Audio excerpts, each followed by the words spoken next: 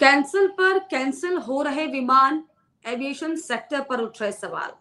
नमस्कार, स्वागत है आपका। दिल्ली 24 देख रहे हैं आप और मैं हूं आपके साथ लता। जब से अहमदाबाद प्लेन क्रैश का मामला सामने आया और उसके बाद जो है, चाहे सुरक्षा के मद्देनजर हो चाहे तमाम अन्य कारण हो, लगातार जो है फ्लाइट सभी की कैंसिल्स हो रही हैं। और दरअसल ये आपने भी महसूस किया होगा, आपके आसपास जो आपके परिजन में लोग हैं, वो जो फ्लाई करते हैं एक जगह से दूसरे जगह पर।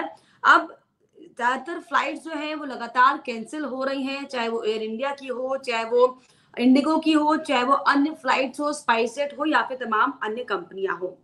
दरअसल इस पर बात करना भी अब जरूरी है, क्योंकि जिस तरीके से flights again and again cancels हो रही है, लोग तो परेशान हो ही रहे हैं। जो पैसेंजर्स हैं उनकी समय की बर्बादी, पैसे की बर्बादी तो हो ही रहा है। लेकिन ऐसे में दरअसल अब ये नए सवाल जो खड़े हो रहे हैं वो ये एविएशन सेक्टर पर, कि क्या अहमदाबाद हादसे का इंतजार एविएशन सेक्टर अब तक कर रहा था। वो इसलिए दरअसल क्योंकि जब से जो अहमदाबाद का प्लेन क्रैश का मामला सामने आया है, उसके बाद से ही जो है एविएशन सेक्टर की पोल खुलती हुई दिखाई पड़ी है। ना सिर्फ मेंटेनेंस के नाम पर, बल्कि तमाम के ऐसे अन्य और भी कारण हैं जिनकी वजह से, जिनकी लापरवाही की वजह से जो है अक्सर इस तरह की जो है फ्लाइट क्रैश होती हैं, तमाम बड़े बड़े हादसे होते हैं। लेकिन सवाल, क्या अहमदाबाद हादसे का इंतजार अब तक एविएशन सेक्टर कर रहा था?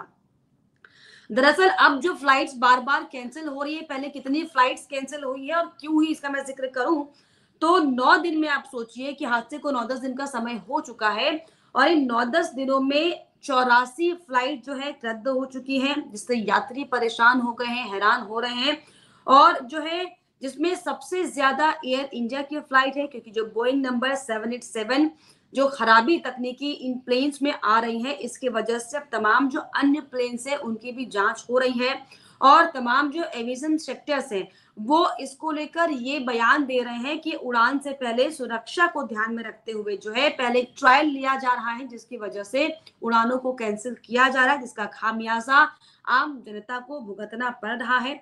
और हालांकि एयर इंडिया का बयान भी, पिछले 2 बयान जो है सामने आए, जिसमें पहले बयान में एयर इंडिया ने कहा कि उड़ानों में 15% तक की कटौती की जाएगी। इसके बाद कल कहा कि ये कटौती 21 जून से शुरू होकर कम से कम 15 जुलाई तक होने वाली है। यानी कि जो एयर इंडिया विमान से सफर करने वाले, जिन्होंने अपनी टिकट्स बुक कराई हैं आगामी 1 महीने के लिए, उन्हें दिक्कतों का सामना करना पड़ सकता है। अपने प्लान जो है वो पोस्टपोन करने पड़ सकते हैं। हो सकता है कि उनका समय और पैसा बर्बाद भी हो, क्योंकि अगले 15 जुलाई तक जो है एयर इंडिया ने साफ कह दिया है कि इंटरनेशनल और जो नेशनल है उसमें फ्लाइट्स में कटौती होंगी और ये अलग अलग रूट्स पर होगा। हालांकि लगातार जो है फ्लाइट्स कैंसिल हो ही रही हैं। ये कटौती स्वैच्छिक रूप से उड़ान भरने से पहले सुरक्षा जांच को बढ़ाने के फैसले के लिए किया गया है। लेकिन अब जो है दरअसल इसको लेकर सवाल लोगों के मन में तमाम आ रहे हैं। हालांकि मेंटेनेंस का नाम तमाम फ्लाइट्स दे रही हैं। और आपने देखा भी होगा कि जब ये हादसा हुआ तो उसके बाद कैसे तमाम जो, और खुद एयर इंडिया की फ्लाइट आप सोचिए, एयर इंडिया की फ्लाइट जो है कितने 3 से 4 बार जो है वापस लौटी अपने गंतव्य स्थान पहुंचने से पहले। हांगकांग से फ्लाइट दिल्ली आ रही थी, वो कैंसिल हो गई, वापस रिटर्न हो गई। इसके अलावा सैन फ्रांसिस्को से जो फ्लाइट आ रही थी वो भी दरअसल कैंसिल हो गई। मतलब आई, लेकिन तकनीकी खामी की वजह से जो है उसे वापसी अपने जो है जहां से टेक ऑफ किया था उस जगह पर जाना पड़ा। ऐसे इंडिगो की कई फ्लाइट्स जो है वो कैंसिल हुई हैं। तो ये जो खामियां, ये जो तकनीकी खामियां आ रही हैं, क्या ये खामियों को अब तक इससे पहले जांच नहीं करना चाहिए था क्या? जो इन एविएशन सेक्टर्स को जो मॉनिटर करते हैं, जो देखते हैं, जो इसकी निगरानी करते हैं, जो रखरखाव का जिम्मा जिनके पास है, क्या उनकी ये बड़ी जिम्मेदारी नहीं है कि इस तरीके से जो है समय समय पर चीजों को चेक किया जाए? क्योंकि सबसे जो बड़ा सवाल है इस हादसे के बाद जो है रखरखाव पर खड़ा हो रहा है।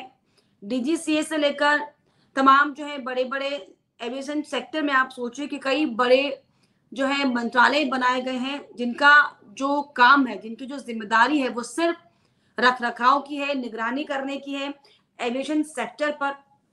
तो क्या उन्होंने अपना काम जो है बेहतर तरीके से नहीं किया, जिसका खामियाजा आम जनता को भुगतना पड़ रहा है?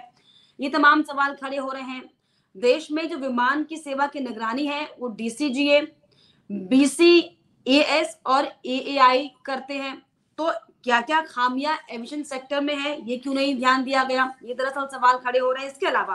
इसके अलावा जो लोगों के मन में अब सवाल है, जो बार बार फ्लाइट्स कैंसिल हो रही हैं, जो बार बार फ्लाइट्स कैंसिल होने से लोगों का समय, और ना सिर्फ बार बार फ्लाइट कैंसिल, बल्कि मैं अपना ही जिक्र करूं तो मेरे जो परिजन है, मेरी खुद की दीदी, आप सोचिए कि इंडिया से, दिल्ली से जो है यूएई जा रही थी, एयर इंडिया की फ्लाइट थी, और सुबह तक कोई जानकारी नहीं थी, वो एयरपोर्ट के लिए निकल चुकी थी। जाकर आप सोचिए कि एयरपोर्ट में पता चलता है कि आपकी फ्लाइट कैंसिल हो गई ड्यू टू सम रीजंस। तो ये जो आम जनता को परेशान होना पड़ रहा है, जो एयरपोर्ट के चक्कर लगाने पड़ रहे हैं बार बार, तो ये क्या इन सब का समाधान पहले नहीं हो सकता था क्या?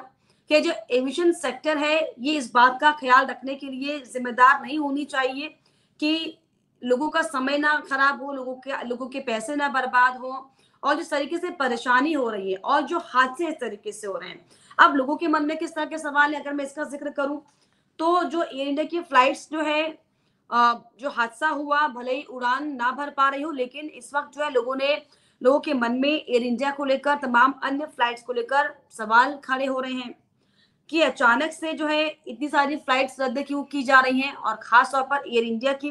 क्या एयर इंडिया की फ्लाइट्स में खामियां थी जो छुपाई गई उनसे? क्या मेंटेनेंस और ऑपरेशनल रीजन के नाम पर यात्रियों से कुछ छुपाया जा रहा है? ये सवाल लोगों के हैं, पैसेंजर्स के हैं। आखिर एयर इंडिया के विमानों में अचानक से इतने बड़े स्तर पर मेंटेनेंस का काम कैसे हो रहा है? यानी बहुत बड़ी खामी क्या थी जिस पर ध्यान नहीं दिया गया? लोग ये भी पूछ रहे हैं कि अगर ऐसा है भी, तो क्या अहमदाबाद प्लेन क्रैश के बाद ही सबको याद आई है कि प्लेन में मेंटेनेंस नाम की जैसी कोई चीज भी होती है क्या? तो इसी को लेकर जो अब जिस तरीके से लोगों को जो परेशान होना पड़ रहा है, जो फ्लाइट्स लगातार कैंसिल हो रही है। आप सोचिए कि लोगों की इमरजेंसी कुछ काम होते हैं, वो अपनी फ्लाइट्स बुक कर रहे हैं, लेकिन अचानक से उन्हें पता चलता है कि जो उनकी फ्लाइट है वो कैंसिल हो गई है। तो ये जो बार बार फ्लाइट्स कैंसिल हो गई है, क्या आप भी इससे रूबरू हो रहे हैं, कि आपके परिजन भी इससे रूबरू हो रहे हैं, और इससे जो समय और पैसे की बर्बादी हो रही है, कितना बड़ा ये नुकसान है, और इससे बड़ा नुकसान जो अहमदाबाद में जो प्लेन क्रैश हुआ, क्या इन्हीं लापरवाहियों की वजह से हुआ? हालांकि एविएशन सेक्टर पर अब तमाम तरह के सवाल खड़े हो रहे हैं, और अंदर अब जब जांच हो रही है तो तमाम जो चीजें हैं वो भी निकल कर सामने आ रही है कि कैसे एविएशन सेक्टर जो है हवा में काम कर रहा है। उसे परवाह ही नहीं कि आम जन की जिंदगी कैसे जुड़ी हुई है हवाई सेक्टर से, और इतनी बड़ी लापरवाही जो अहमदाबाद प्लेन क्रैश हुआ, इतनी बड़ी लापरवाही क्या इन्हीं छोटी छोटी बातों को नजरअंदाज करने की वजह से हुआ? तमाम सवाल हालांकि डीजीसीए की कार्रवाइयों पर भी खड़े हो रहे हैं, बीसीएएस पर भी खड़े हो रहे हैं, एएआई पर भी खड़े हो रहे हैं, जिनकी जिम्मेदारी जो है मंत्रालय की तरफ से सौंपी गई है कि इन तमाम जो एविएशन सेक्टर है, इन पर आपको निगरानी बनाकर रखनी है। लेकिन जिस तरीके से, जिस लापरवाही के आलम की वजह से, जिस नजरअंदाजी के आलम की वजह से जो आम लोगों को इसका खामियाजा भुगतना पड़ रहा है, जो लगातार फ्लाइट्स कैंसिल पे कैंसिल हो रही हैं, इसके पीछे की कहानी क्या आपको लग रहा है कुछ और है? क्या कहानी इसके पीछे आपको लगती है? क्या लापरवाही इसको, क्या आप इसका आप नाम देंगे इसे, या फिर कुछ और? प्लीज आप कमेंट बॉक्स में जरूर लिखिएगा। इसके अलावा हमारे चैनल को लाइक, शेयर एंड सब्सक्राइब करना भी ना भूलें।